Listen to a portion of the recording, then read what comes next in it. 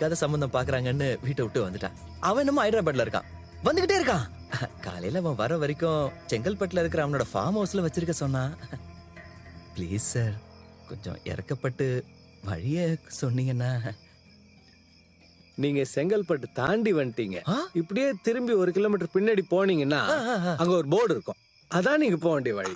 அங்க போர்டு இருக்குதானே சார்? இருக்கு. Thank you very much sir. Thank you sir.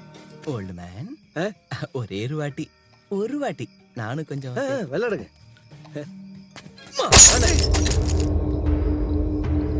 வழி கேட்டுக்கிட்டு இருக்க, ஐபேட்ல என்ன பண்ற? கூகுள்ல தேடிட்டு இருக்கியா? என்னடா லுக்கு, கண்ணை நோண்டிடுவேன். ஏய், இப்ப சொல்றேன் கேளு. அந்த பொண்ணு ஏன் கேர்ள் ஃப்ரெண்டு. ஒருத்தன் வழிய கேக்குறான்னா தெரிஞ்சா பதில் சொல்லு. அதை விட்டுட்டு கேனத்தனமா கேள்வி கேட்ட பொழந்துருவேன்.